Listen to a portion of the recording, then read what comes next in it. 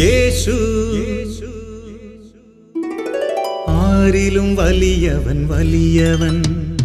യേശു യേശു ആരിലും വലിയവൻ വലിയവൻ. ആരിലും വലിയവൻ വലിയവൻ.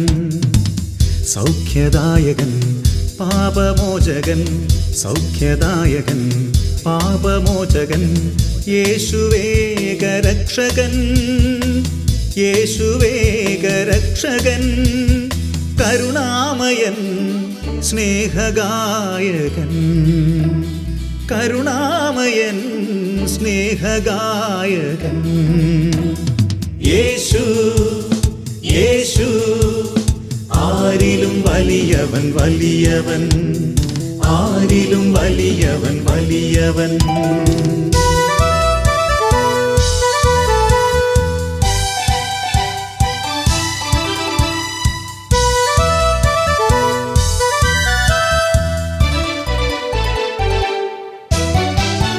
അത്ഭുതങ്ങളുടെ രാജാവ്, വിടുതലിൻ്റെ ആത്മാവ്. അത്ഭുതങ്ങളുടെ രാജാവ്, വിടുതലിൻ്റെ ആത്മാവ്. ദുഃഖവും ഭയവും നിരാശയും എല്ലാം വിട്ടുപോകും. ദുഃഖവും ഭയവും നിരാശയും എല്ലാം വിട്ടുപോകും. യേശു യേശു ആരിലും വലിയവൻ വലിയവൻ. യേശു യേശു ആരിലും വലിയവൻ വലിയവൻ.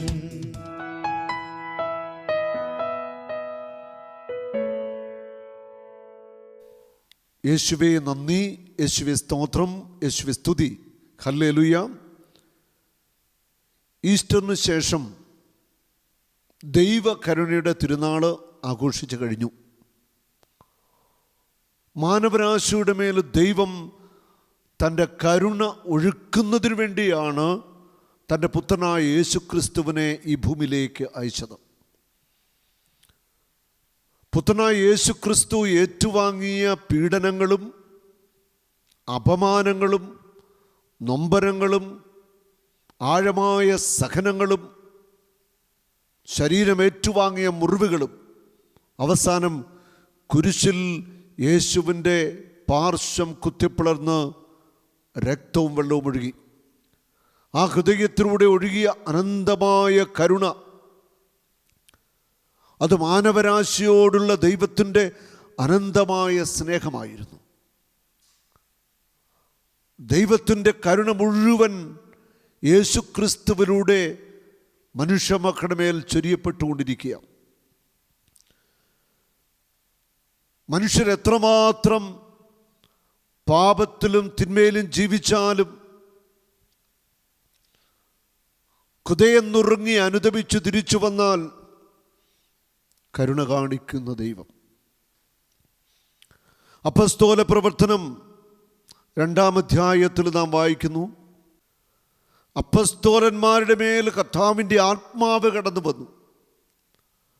ദൈവാത്മാവിൻ്റെ അഭിഷേകം പ്രാപിച്ച പത്രോസ് അപ്പസ്തോലൻ്റെ അതിശക്തമായ വചനപ്രഘോഷണം, പത്രോസിൻ്റെ മേൽ ആവസിച്ച ആത്മാവ് തന്നെയാണ് പത്രോസിനെ നയിക്കുന്നത്. പത്രോസിൻ്റെ നാവിലൂടെ, അധരങ്ങളിലൂടെ പഴയ നിയമവും യേശുവിൻ്റെ രക്ഷാകര ചരിത്രവും ദൈവത്തിൻ്റെ കരുണയെല്ലാം പ്രഘോഷിക്കപ്പെട്ടു. തിരുനാളിൽ സംബന്ധിക്കാൻ വന്ന അനേകായിരങ്ങൾ ഒത്തുകൂടി പത്രോസിൻ്റെ നാവിലൂടെ പുറപ്പെട്ട വചനങ്ങൾ അവർ ശ്രവിച്ചു. അതിശക്തമായ ആത്മാഭിഷേകം നിറഞ്ഞ, ദൈവശക്തി നിറഞ്ഞ പത്രോസിലൂടെ ഒഴുകിയ ആ ദൈവവചനം, ആ വചന ശുശ്രൂഷയിൽ ദൈവത്തിൻ്റെ പരിശുദ്ധാത്മാവ് ഒരു ജനത്തെ മുഴുവൻ ഇളക്കിമറിക്കുകയാണ്. അപ്പസ്തോല പ്രവർത്തനം 2-ാം അധ്യായത്തിൻ്റെ 37 മുതലുള്ള തിരുവചനങ്ങൾ, പത്രോസിന്റെ പ്രസംഗം കേട്ടപ്പോൾ അവർ ഹൃദയം നുറുങ്ങി. പത്രോസിന്റെ പ്രസംഗം കേട്ടപ്പോൾ അവരുടെ ഹൃദയം നുറുങ്ങി. കർത്താവിൻ്റെ വചനം കേൾക്കുമ്പോൾ ഹൃദയം നുറുങ്ങുന്ന ഒരനുഭവം ഉണ്ടാവുക. നമ്മളെല്ലാവരും പാപികളാണ്. നമ്മൾ അറിഞ്ഞും അറിയാതെയും ഒക്കെ ചെയ്തിട്ടുള്ള പാപങ്ങൾ, മനഃപൂർവം ചെയ്തിട്ടുള്ള പാപങ്ങൾ, തെറ്റാണെന്ന് വ്യക്തമായിട്ടറിയാമായിരുന്നിട്ടും പാപത്തിൻ്റെ സാഹചര്യങ്ങളിൽ ഉൾപ്പെട്ട് നിരന്തരമായിട്ട് പാപത്തിലേക്ക് വീണുപോയ ജീവിത സാഹചര്യങ്ങൾ, ഇതൊക്കെ നമ്മുടെയൊക്കെ ജീവിതത്തിൽ സംഭവിക്കുന്ന ബലഹീനതകളാണ്. സാത്താൻ ദൈവമക്കളെ ഏതെങ്കിലുമൊക്കെ കെണിയിലാക്കി കുരുക്കിലാക്കുകയാണ്. പലപ്പോഴും ദൈവത്തിൻ്റെ വചനം കേൾക്കുമ്പോൾ നമ്മുടെ ഹൃദയം നുറുങ്ങുന്ന ഒരനുഭവം ഉണ്ടാവുന്നത്. ബാഹ്യമായ ഒരു മാനസാന്തരമല്ല, ബാഹ്യമായിട്ട് ഉള്ള ഒരു അനുതാപമല്ല വേണ്ടത്. ഹൃദയം നുറുങ്ങി ദൈവസന്നിധിയിൽ പശ്ചാത്തപിക്കുവാനും കരയുവാനും കഴിയുന്നൊരു അഭിഷേകമാണ് നമ്മുടെ മേൽ ഈ കാലഘട്ടത്തിൽ ഒഴുകിയിറങ്ങേണ്ടത്. മഹാമാരികളും ദുരന്തങ്ങളും വേദനകളും പകർച്ചവ്യാധികളൊക്കെ സമൂഹത്തിൽ കടന്നുപോയിക്കൊണ്ടിരിക്കുക. മനുഷ്യനെ വേട്ടയാടുകയാണ്, മനുഷ്യനങ്ങ് ഭാരപ്പെടുകയാണ്.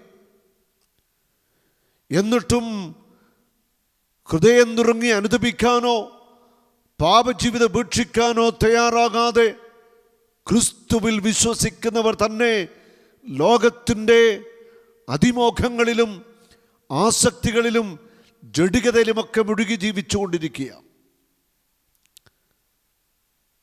ഇതേക്കുറിച്ച് ചിന്തിക്കുമ്പോഴാണ് പത്രോസിൻ്റെ പ്രസംഗം കേട്ടവരുടെ ഹൃദയം നുറുങ്ങി. ഇനി പത്രോസിൻ്റെ ജീവിതത്തിൽ ഇങ്ങനെ അനുഭവമുണ്ട്. യേശുവിനെ ഒരിക്കലും തള്ളിപ്പറയത്തില്ല, യേശുവെ അങ്ങേ ഒരിക്കലും വിട്ട് ഞാൻ പോവത്തില്ലെന്ന് ശക്തമായിട്ട് ഹൃദയത്തിൽ തീരുമാനമെടുക്കുകയും യേശുവിനോട് അത് പറയുകയും ചെയ്ത പത്രോസ് അവസാനം തൻ്റെ ജീവനിൽ കൊതിയുള്ളത് കൊണ്ടാവാം, അല്ലെ ബലഹീനതയിലാവാം, യേശുവിനെ 3 പ്രാവശ്യം തള്ളിപ്പറയുക. 3 പ്രാവശ്യം യേശുവിനെ തള്ളിപ്പറഞ്ഞ പത്രോസ് കോഴി കൂവിയപ്പോൾ യേശു പറഞ്ഞ വചനം ഓർക്കുകയാണ്. കൊട്ടാരമുറ്റത്തുകൂടി നടന്നു വരുന്ന യേശു പത്രോസിനെ ഒന്ന് തിരിഞ്ഞു നോക്കുന്നുണ്ട്. അത് കരുണയുടെ നോട്ടമായിരുന്നു. ഗുരുവിൻ്റെ മുഖത്തേക്ക് നോക്കാനാവാതെ ഹൃദയം നുറുങ്ങി കരയുന്ന പത്രോസിനെ നമ്മൾ കാണുകയാണ്.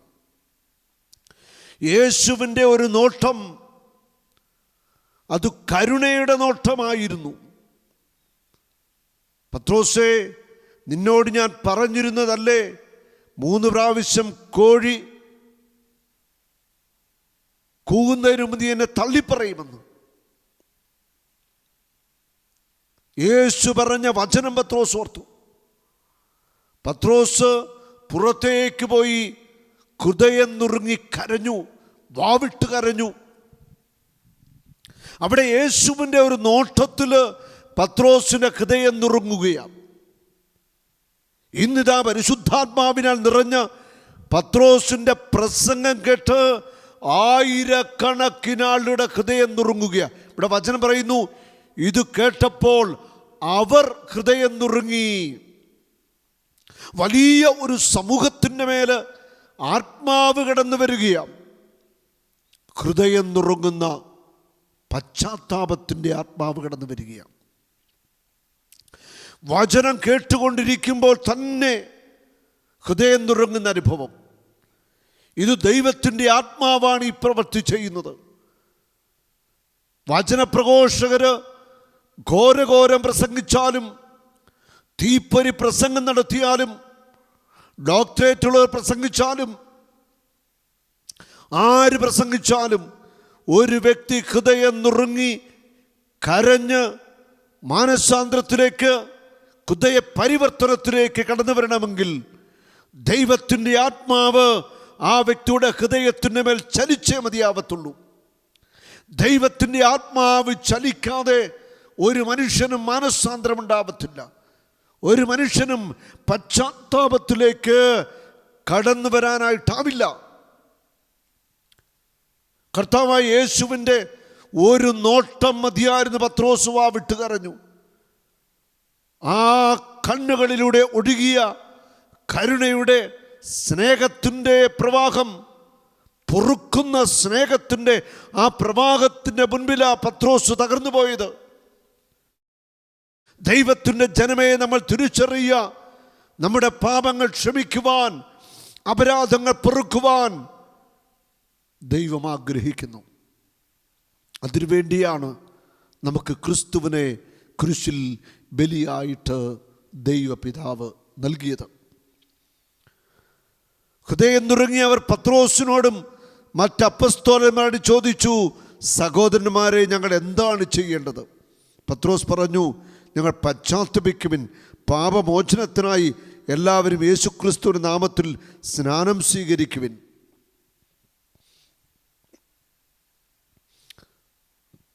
ഹൃദയം നുറുങ്ങി അവർ പത്രോസിനോടും മറ്റ് അപ്പസ്തോലന്മാരുടെ അടുക്കിലേക്ക് വന്നിട്ട് ചോദിക്കുന്നു, ഞങ്ങൾ എന്താണ് ചെയ്യേണ്ടത്? ഓരോ വിശ്വാസിയും ദൈവത്തിൻ്റെ ആത്മാവിനോട് ചോദിക്കണം, ഞാൻ എന്താണ് ചെയ്യേണ്ടത്? അല്ലെ, ഞങ്ങൾ എന്താണ് ചെയ്യേണ്ടത്? ഞങ്ങളുടെ ജീവിതത്തിൽ ഏത് മേഖലയിലാണ് മാറ്റം വരുത്തേണ്ടത്? ഞങ്ങളുടെ ജീവിതത്തിൽ എന്താണ് ഞങ്ങൾ തിരുത്താനുള്ളത്? ദൈവത്തിൻ്റെ ആത്മാവിൻ്റെ മുൻപിൽ നമ്മൾ ചോദിക്കണം. അടിസ്ഥാനപരമായിട്ട് പശ്ചാത്താപമുണ്ടാവണം. ആഴം നിറഞ്ഞ അനുതാപം ഹൃദയ തലങ്ങളിൽ സംഭവിക്കണം. ദൈവത്തിൻ്റെ ആത്മാവ് നമ്മിലേക്ക് ഒന്ന് കടന്നു വരാനായിട്ട് നമുക്ക് ആഗ്രഹിക്കാം. ദൈവത്തിൻ്റെ ആത്മാവെന്ന് വരട്ടെ നമ്മുടെ മേൽ. എത്രയോ ധ്യാനം കൂടി, എത്രയോ ശുശ്രൂഷകളിൽ പങ്കെടുത്തു. ആവർത്തിച്ച് ചെയ്യുന്ന പാപങ്ങൾ നമ്മളെ ഞെരുക്കുകയാണ്. കുറ്റബോധത്തിലേക്കും നിരാശയിലേക്കും ഭയത്തിലേക്കും ഒക്കെ മനുഷ്യനെ നയിക്കുകയാണ്. ഇത് പിശാചിൻ്റെ പ്രവൃത്തിയാണ്. പിശാചിനെയും അവൻ്റെ തന്ത്രങ്ങളെയും നമ്മൾ തിരിച്ചറിയണം. പിശാച് മനുഷ്യൻ്റെ ആത്മരക്ഷയല്ല ആഗ്രഹിക്കുന്നത്, ഓരോ മനുഷ്യ വ്യക്തിയുടെയും ആത്മനാശമാണ് പിശാച് ആഗ്രഹിക്കുന്നത്. കഠിനമായ ഹൃദയങ്ങൾ കൂടുതൽ കഠിനമായിക്കൊണ്ടിരിക്കുന്നു. പാപം ചെയ്തവർ കൂടുതൽ പാപം ചെയ്തുകൊണ്ടിരിക്കുന്നു. സഹോദര സ്നേഹം വറ്റിപ്പോകുന്നു. കുടുംബ ബന്ധങ്ങൾ സ്നേഹമില്ലാതെ തകർന്നു പോകുന്നു. സ്നേഹിതർ തമ്മിൽ അകന്നു പോകുന്നു. സ്നേഹത്തിൻ്റെ വലിയ വീഴ്ചകൾ, ദൈവസ്നേഹത്തിൻ്റെ ആ നിറവില്ലാതെ ജനം ലോകത്തിൻ്റെ സ്നേഹം കൊണ്ട് നിറഞ്ഞിരിക്കുകയാണ്. ഇവിടെ എല്ലാം പശ്ചാത്താപത്തിൻ്റെ വലിയ ആവശ്യം നമുക്കുണ്ട്. ഈ കഴിഞ്ഞ ദിവസം ഒരു വ്യക്തി എന്നെ ടെലിഫോണിൽ ബന്ധപ്പെട്ടു. ഒരു വാഹന അപകടത്തിൽ അരയ്ക്ക് കീഴ്പോട്ട് തളർന്നു കിടക്കുന്ന ഒരു മനുഷ്യൻ. വിവാഹം കഴിച്ച വ്യക്തിയായിരുന്നു, ഒരു കുഞ്ഞുമുണ്ടായിരുന്നു. അപകടം വന്ന് അരയ്ക്ക് കീഴ്പോട്ട് തളർന്നുപോയി കഴിഞ്ഞപ്പോൾ ഭാര്യ ഭർത്താവിനെ ഉപേക്ഷിച്ചു. തൻ്റെ കുഞ്ഞിനെയുമായിട്ട് അവളുടെ വീട്ടിലേക്ക് പോയി. അവൾക്ക് ശരീരം തളർന്നുപോയി ഭർത്താവിനെ വേണ്ട, ജീവിതകാലം മുഴുവൻ ഈ മനുഷ്യനെ ശുശ്രൂഷിക്കാനോ സ്നേഹിക്കാനോ അവൾ തയ്യാറല്ല. അങ്ങനെ വിവാഹബന്ധമൊക്കെ വേർപെടുത്തി അവൾ വേറെ വിവാഹവും കഴിച്ചു. നോക്കുക, കഠിനമായ ഒരു ഹൃദയത്തിൻ്റെ ഉടമയായിട്ട് ആ സഹോദരി മാറുകയാണ്. ജീവന തുല്യം സ്നേഹിക്കേണ്ട ഭർത്താവ്, ശുശ്രൂഷിക്കേണ്ട ഭർത്താവിനെ ഉപേക്ഷിച്ചിട്ട് കുഞ്ഞിനെയുമായിട്ട് പോകുന്ന ഭാര്യ. ഒരുപക്ഷെ ഇതൊന്നും ഒറ്റപ്പെട്ട സംഭവങ്ങളല്ല. നമ്മുടെ കൺമുമ്പിൽ ഇതുപോലുള്ള എത്രയോ സംഭവങ്ങൾ കാണുന്നു. ആ സഹോദരൻ എന്നോട് സംസാരിക്കുകയാണ്. ഭാര്യയും കുഞ്ഞും നഷ്ടപ്പെട്ട ആ ദുഃഖം ഹൃദയത്തിൽ. ആ മകൻ പറയുകയാണ്, അപ്പനും അമ്മയും മരിച്ചുപോയി. ഇപ്പോൾ ചേട്ടൻ്റെ വീട്ടിലാണ് താമസിക്കുന്നത്. ചേട്ടൻ ദയ കാണിക്കുന്നുണ്ട്, പക്ഷേ ചേട്ടൻ്റെ ഭാര്യയോ മറ്റ് കുടുംബത്തിലുള്ള അംഗങ്ങളോ ദയ കാണിക്കാനോ സ്നേഹം കൊടുക്കാനോ വേണ്ടവണ്ണം ശുശ്രൂഷിക്കാനോ ആരുമില്ലാത്ത അവസ്ഥ. മരണത്തെ പോലും കാക്ഷിക്കുകയാണ് ചെറുപ്പക്കാരൻ. ഒന്ന് മരിച്ചു കിട്ടിയാൽ മതിയെന്ന് ചിന്തിക്കുന്ന ഒരു മനുഷ്യൻ്റെ ദുരന്തമാണ് ഞാനിത് പറഞ്ഞത്. ഈ അവസ്ഥയിലാണ് മനുഷ്യൻ ചിന്തിച്ചു പോകുന്നത്, ദൈവം എന്നെ കൈവിട്ടോ, ദൈവം എന്നെ ഉപേക്ഷിച്ചോ, ദൈവത്തിന് എന്നെ വേണ്ടേ. ആ മനുഷ്യൻ്റെ വിലാപമായത്. അത്ര വലിയ പാപങ്ങളോ തിന്മകളോ ചെയ്ത് ജീവിച്ച ഒരു വ്യക്തിയല്ല ഞാൻ. ഭാര്യയും കുഞ്ഞിനെയും ജീവനിൽ ഞാൻ സ്നേഹിച്ചു. വീട്ടിലെ ഇളയ മകനായിരുന്നു. മാതാപിതാക്കന്മാരെ ജീവനിലും സ്നേഹിച്ചു, ശുശ്രൂഷിച്ചു. അവരൊക്കെ മരിച്ചുപോയി. സഹോദരന് ഉപേക്ഷിക്കാൻ പറ്റത്തില്ലാത്തത് കൊണ്ട് ആ വീട്ടിൽ ഒരു മുറിക്കുള്ളിൽ ഇങ്ങനെ ജീവിക്കുകയാണ്. മനുഷ്യൻ്റെ നൊമ്പരപ്പെടുത്തുന്ന വേദനകൾ, മനുഷ്യന്റെ ഹൃദയം തകർന്നുള്ള നിലവിളി, ദൈവം പോലും കൈവിട്ടുവോ, ദൈവത്തിന് എന്നെ വേണ്ടേ, ദൈവം എന്നെ ഉപേക്ഷിച്ച് കളഞ്ഞോ എന്ന് ചിന്തിച്ച് മനോവേദന ജീവിക്കുന്ന ഒരു മനുഷ്യൻ.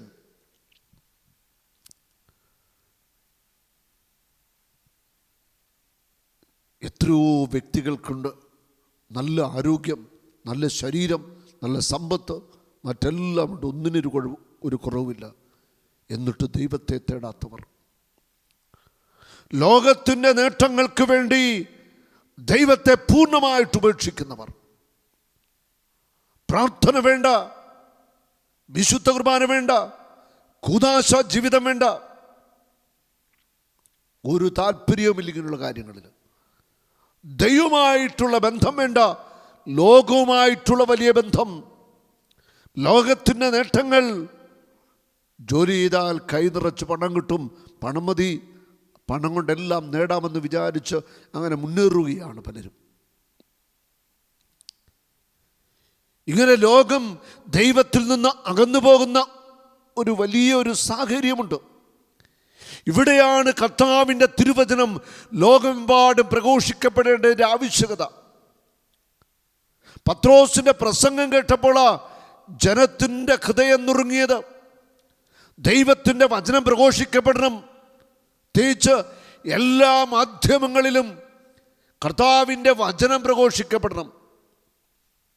ഈ വചനം കേൾക്കുമ്പോൾ ഹൃദയം നിറങ്ങുന്ന അനുഭവം ഉണ്ടാകണമെങ്കിൽ പ്രസംഗിക്കുന്ന വ്യക്തി തന്നെ ആദ്യമേ ഹൃദയം നുറുങ്ങേണ്ടിയിരിക്കുന്നു. അഭിഷേകമില്ലാതെ എത്ര പ്രസംഗം നടത്തിയിട്ടും കാര്യമില്ല. ഈ ആത്മീയ യാഥാർത്ഥ്യം എല്ലാ ശുശ്രൂഷകരും തിരിച്ചറിയണം. ശുശ്രൂഷകരൊക്കെ ദൈവസന്നിധിയിൽ ഹൃദയം നുറുങ്ങി കരഞ്ഞ് പുതിയൊരു അഭിഷേകത്തിനു വേണ്ടി പ്രാർത്ഥിക്കേണ്ടിയിരിക്കുന്നു. യേശുക്രിസ്തുവിൻ്റെ നാമത്തിൽ നിങ്ങൾ സ്നാനം സ്വീകരിക്കണം, പശ്ചാത്തപിക്കണം, പാപോപേക്ഷിക്കണം. പാപം ഉപേക്ഷിക്കുക, പാപസുഖങ്ങൾ ഉപേക്ഷിക്കുക, ഇത് ഏറ്റവും പ്രധാനപ്പെട്ട കാര്യമാണ്. ആത്മീയ ജീവിതത്തിൽ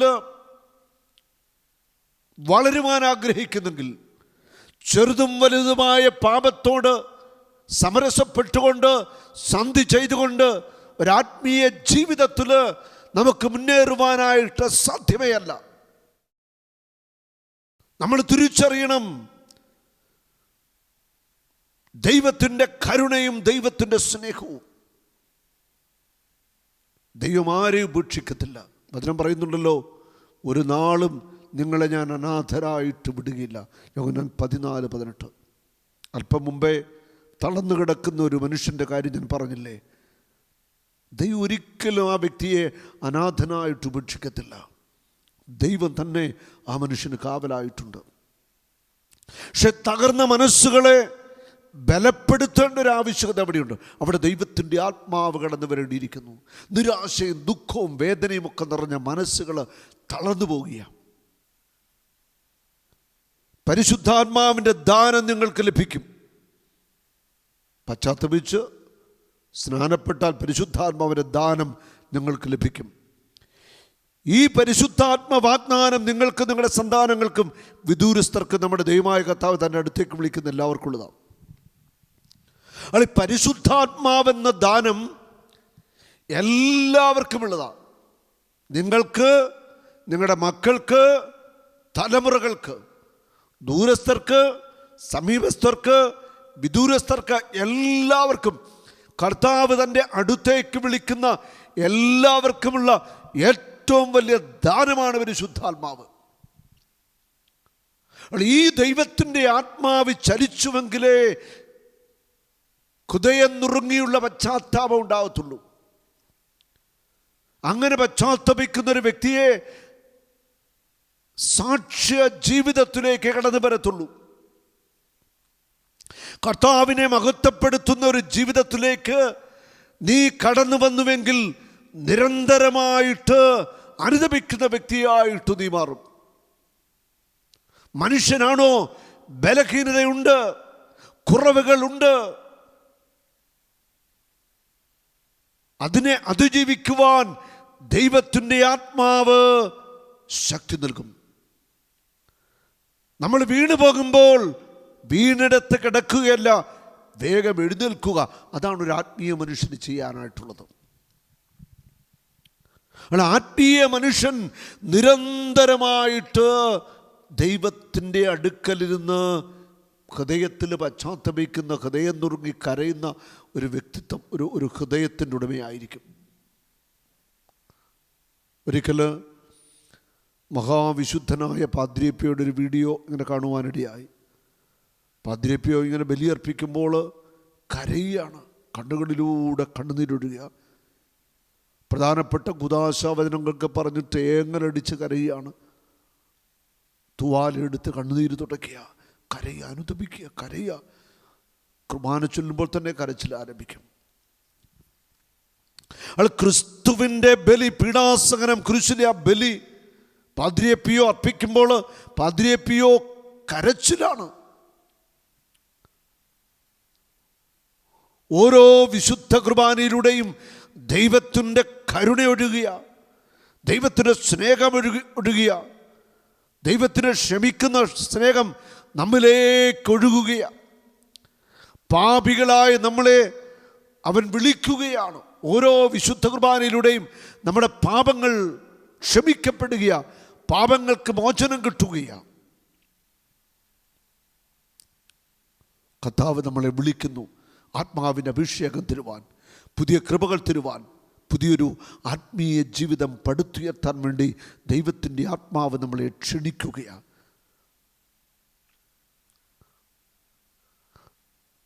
അവൻ മറ്റു പല വചനങ്ങളാലും അവർക്ക് സാക്ഷ്യം നൽകി.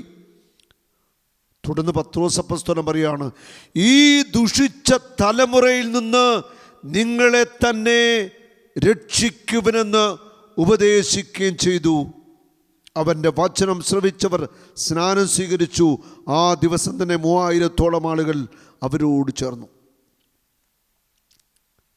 ഈ ദുഷിച്ച തലമുറയിൽ നിന്ന് നിങ്ങളെ തന്നെ സൂക്ഷിക്കാനായിട്ട് പത്രോസ് പറയുക.